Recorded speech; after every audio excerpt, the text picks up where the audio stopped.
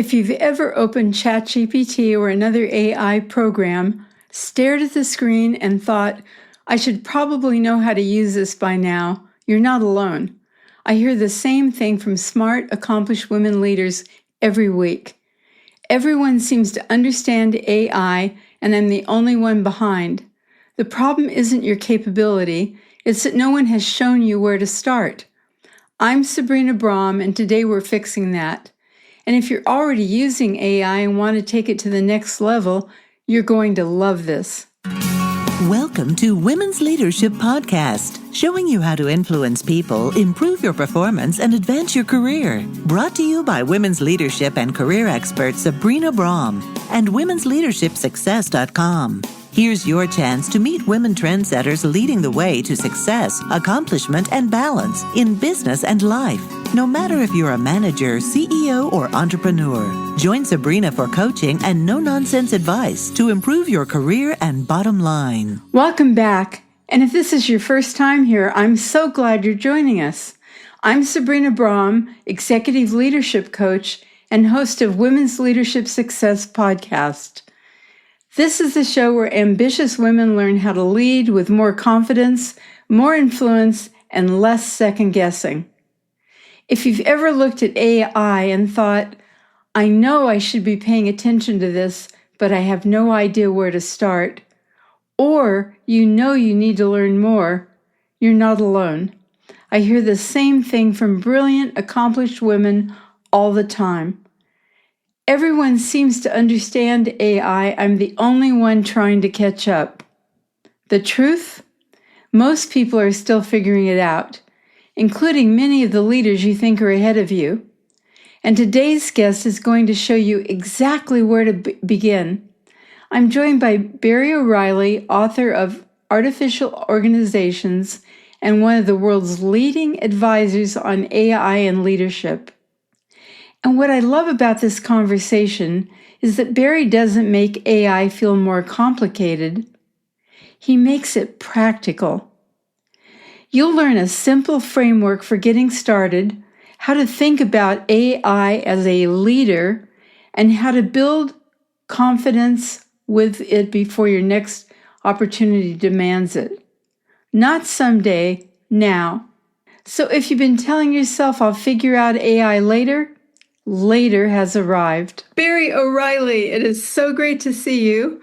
And, I just had you on the show a few months ago, but I've been following you on LinkedIn. I see you've been all over the world with your wonderful book, Artificial Organizations. And I wanted to catch up and find out the latest cutting edge things that we can do that will help our businesses. So since our last interview, what have you learned from leaders around the world about readiness and growth? Well, look, it's always a pleasure to be on the show with you, Sabrina. I always enjoy our conversations together. So thanks again for inviting me. As you say, over the last sort of 3-4 months, the book came out at the end of March. I've pretty much been traveling all of April and May. Last week, I was in Washington, D.C. for Gartner's CFO conference to keynote that event. And one of the things that's certainly striking me from talking to a lot of people is there's really almost a hesitation or sort of freezing that's happening because people don't really know where to start. They don't know. They constantly hear about new tools arriving in the market. They constantly hear that everything that you were meant to do last week is no longer the thing you need to do this week. And especially with the CFO community, they're really struggling to understand the return on investment that is being made into these tools. So it's all leading to hesitation, unfortunately. And again, counterintuitively, the worst thing you can do, especially when there's uncertainty, is do nothing because you don't learn anything, right? And one of the things I've really been trying to encourage folks is that, yes, there's a lot of uncertainty. Yes, things are changing extremely fast, but you sort of have to be sort of in it to win it, so to speak. You have to start embracing these ways of working, like looking about how you redesign the way you work personally, and learn by doing. It's really the only way. And so that's what I've really been trying to encourage folks over the last couple of weeks, is just to, set aside a little bit of time each week. Just pick one skill, one meeting you have, a decision you've got to make, a document you're going to build, and then ask yourself how you do your best work, and then try and see if you can experiment ultimately with a different way of working and using some of these tools to help you. And I think that's how the learning journey really starts for people. Yeah, I just want to say that I've experienced the same thing. I talk to so many leaders, and they're telling me they're not using AI. They don't know where to start. They don't know what to do. And I had the experience of reading your book, and it's got all these great exercises that led me to do the exercises, develop the prompts, and I went from thinking of AI as more intelligent than me and whatever it said was right, to now it's my servant. I'm correcting it. I'm saying, no, I need something different. And I'm really, really utilizing it. It's not that I know everything, but there's no way to learn this if you don't start. And so, part of why I wanted you on the program today is so we can really encourage people to get going. So how could AI and the exercises you have in your book, but how could AI help someone close their knowledge gaps? Like, you gave a couple of examples of where to start, but can you give us some more? Yeah, sure. So first of all, kudos to you, though. You're a good inspiration for many people out there listening. How you've thrown yourself into this and just, drunk from the fire hose or jumped into the river or whatever the analogy is. It's inspiring to see you do that. And there really is no other way. But one of the things I think that's really important, and it's probably one of the frameworks that people most mention to me in the book, is I have a framework called traits, tasks, and tools. And the idea behind it is, the challenge is most people with this technology, they just sort of jump straight into the tool. They hear that they should be using ChatGPT or Claude or one of these sort of LLMs, and they just sort of throw themselves at the tool, and then they try and figure out a task that to use it for, and then only if ever they consider actually and remind themselves, how do they actually do their best work? And what's happening is you're sort of locking yourself in, right? These tools are opinionated. They have a programmatic set of beliefs about how tasks should be done, and then what way you should interact with the tool. Mm-hmm. So that's not going to be perfect for everybody. So when people often start with the tool, they use it for the wrong task, and it doesn't match the way they do their best work. So they actually get stuck. And what you really need to do is you actually need to start thinking about your natural traits. Like, how do you do your best work? Are you a talker? Are you a drawer? Do you like to put things down on notes? Do you need to write things down to synthesize them? We all have a set of ways about how we do our best work. Mm-hmm. And then recognizing then what tasks that you do create an outsized amount of value, and then looking at a tool that can help accelerate that. So for me, the example would be, I have a solid history in D- in English literature. I'm dyslexic, all these things. So when I wanted to say write a book or write blogs, I thought, writers sort of sit down by a fire with a glass of wine, writing away all night, and I drank a lot of wine and sat by a lot of fires, but I didn't create actually a lot of content, and that was sort of the aha for me, where it's like, hang on a sec. The way my natural trait for creating content, my most authentic trait is actually talking. It's having conversations like you and I are here, right? That's where I have my best ideas. A Socratic process really helps me pressure test my thinking. Mm-hmm. So once I recognized that talking was actually the best way for me to sort of do innovation in a way, and then the task I was trying to do was not necessarily type, but like create content. And very obviously, it came to me then that the having a meeting co-pilot or a transcription with me everywhere was going to mean that I wasn't going to lose anything, but I could also capture everything. And I essentially hired a journalist to interview me to sort of make my books, right? So they would sit down, that we would bullet point out chapters and have a conversation for sort of 45 minutes. I'd generate 10,000 words. The transcript would capture it automatically. The journalist would lightly copy edit it and send me a version of this new chapter literally within an hour. So I went from a blank page to 10,000 words in maybe 3 hours, which again, that would never, I couldn't even type that fast, never mind. So I sort of was using these tools to just accelerate, amplify my natural human traits for a task that I wanted to use it for. And that's sort of the way people need to start thinking about using these tools is don't start with the tool, start with yourself, how you do your best work. Where is your most important leverage points or the value that you create? And then what tools can help you? And that doesn't matter if you're someone who wants to write content, you're someone who needs to create reports, you're someone who has to synthesize information, be a designer. Just being aware of how you do your best work, and then the machine accelerating that is actually, or giving you the information you need to sort of improve your thinking, which I'm sure we'll talk about in a minute. But this is sort of, and you're describing it like, is this collaboration partner, which again, it should be. That's sort of the power of what's available to people now. That's really cool. How can it help build confidence? So I've got a lot of leaders that are moving. The company has downsized, so they now have maybe 3 departments instead of just one, or they got promoted and they're in a new role, or they're in something unfamiliar. How could they utilize AI to help build their confidence?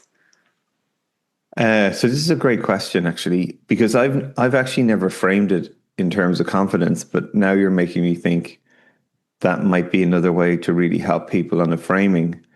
So the way I've always thought about it is, in the book, I talk about these 3 levels of leadership. You have productivity, which is just sort of like, you bolt AI onto the way you work. So the emails are a bit faster, the documents are generated a little quicker, but it's really only a 5 or 10% improvement. The next step is getting to performance. So that's really where you're using these tools to pressure test your thinking, to challenge your mindset, which generally leads to better outcomes, right? You're making better decisions or judgment, as I mentioned in the book. But the sort of, the pinnacle, if you will, is this idea of executive presence. And that's the idea that if you have these tools, like for me, I use a meeting co-pilot. It captures every conversation. It turns it into a data asset. I can recall it, leverage it, synthesize it at the end of the meeting, at the end of the week, at the end of the month.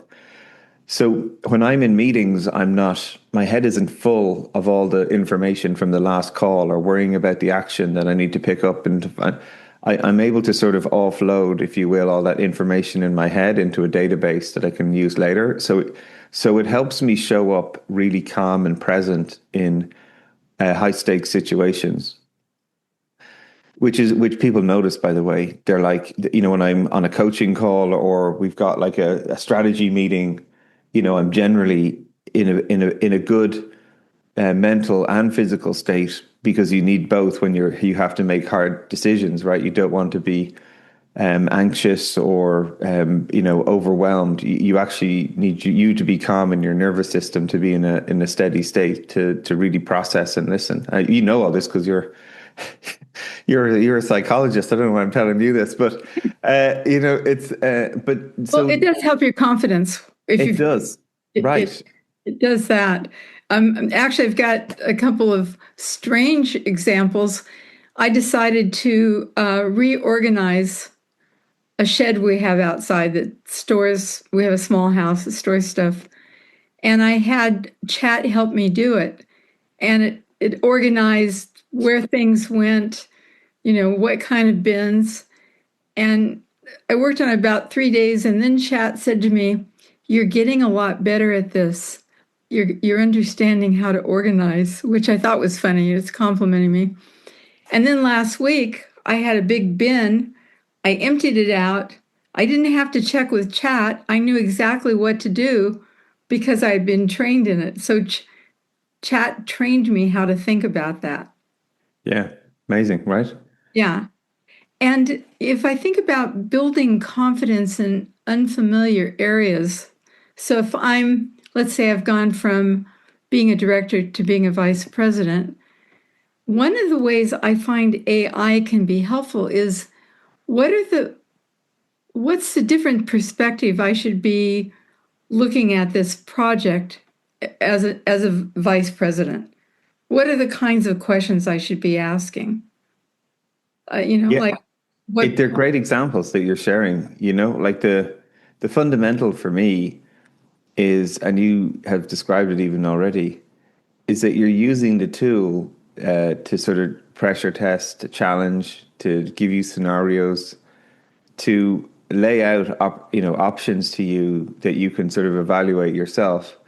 And that is a really powerful mechanism, right? Like one of the best things about whether you've had, you're a great coworker at work or a fantastic manager that invests in you, or just somebody that you could sort of pressure test or challenge your thinking with, you get better at the end of the day. Your thinking gets more resilient, your behaviors become stronger, you're willing to do new and uncomfortable things because you have someone who's there to support you, right? And for many people, some people have never had that. Some people now have a proxy for that in this machine, right? And your examples, whether it's reorganizing the garden shed or preparing for a high stakes meeting. Like one of the fun examples that we use in the book is from a company called Progeny, where the CEO, Pete, fantastic person, highly detail oriented. He was the former CFO of WebMD. He grew that company over 15 years.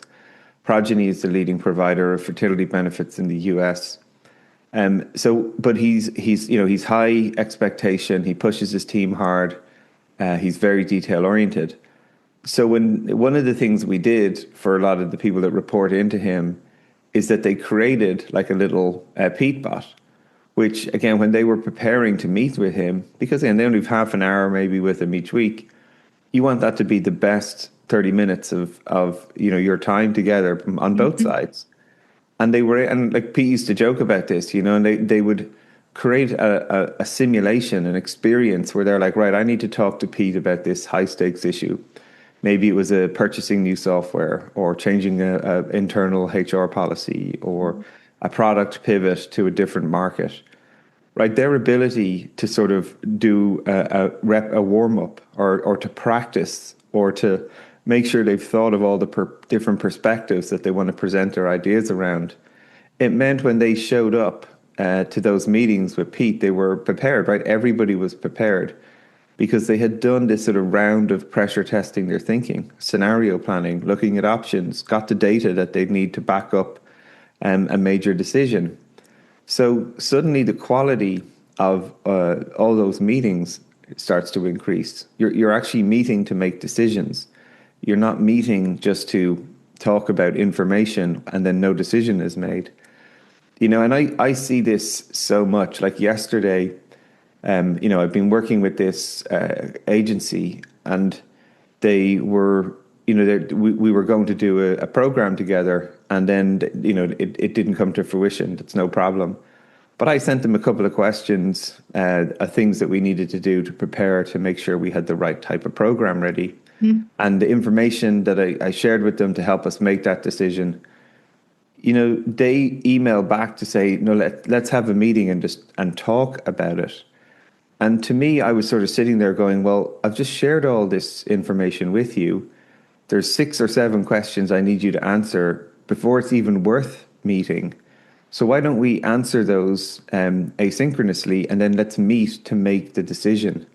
And I could just see how alien it was to that group, because they don't want to make decisions. There's this sort of notion, or their culture is very much to just sort of talk, and then not make decisions. Mm-hmm. And I think I'm seeing this like more and more, where if you start to think about how you can prepare and to have confidence in your choices, like you've done the work.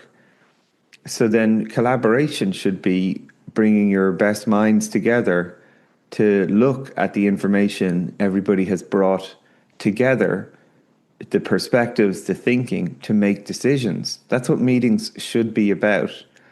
And yet, for many people, meetings are just like this thing in my diary that I show up. There's no agenda. There's no information. There's no decisions or outcomes that you're aiming for. Let's just get together and sort of talk about this without the actual information we need to make the decision. So latency just starts to creep in, right? It's like a habit. And if you can start to flip that, the velocity of your company and even the experience of people working with you fundamentally changes, because they know they have to show up like ready. That when you're together to make these, and again, people's time is limited, especially if you're, as you described, a director going to a VP to a CEO, their time is extremely limited. A lot of people have high demands of their time. So the best way you can stand out is be the person who shows up saying, hey, Sabrina, we're meeting this week. The 3 decisions I want to make are, should we retarget our new customer? Should we launch this feature over that feature? And what's a great go-to-market plan? Here's the data I have gathered around the different customer profiles and why I think we should look at customer, A. Here's the reason I think we should do feature B over feature A because of this data insight we've gathered. And then for the option of go to market, well, I'd love to tap your experience on that because it's a new realm for me. But my hunch is we should go via direct mail outs. Yeah. Wow. Right. Right. That's the meeting you want to show up for. Right. And, it makes me sad when you're talking about this, because basically, if you don't learn how to do this, your company is not going to be successful. You're going to just get left behind. And this is something that you have to start learning how to do, how to ask these good questions, like what problem are we solving, or whatever the question is. It's just so important. And I have another strange example for you. We have 88 dahlia plants. We probably will have, between now and September, I don't know, thousands of dahlias. I know how to arrange them, and we got this thought, well, maybe we could sell them. Well, it no sooner came out of my mouth than this morning we got our first order. Somebody said, a neighbor, "Oh, I'm having a bridal shower. Can you do 2 big arrangements for me?" Well, this is not my area of expertise, right? Yeah. But immediately what I thought was, okay, I could stumble over there, or I can say to AI, if I'm a florist and I'm designing flowers for somebody, what are the questions I need to ask? Now that just moved me up a level, even though I have no experience. I'm brand new, but now I'm asking questions like I know what the heck I'm doing.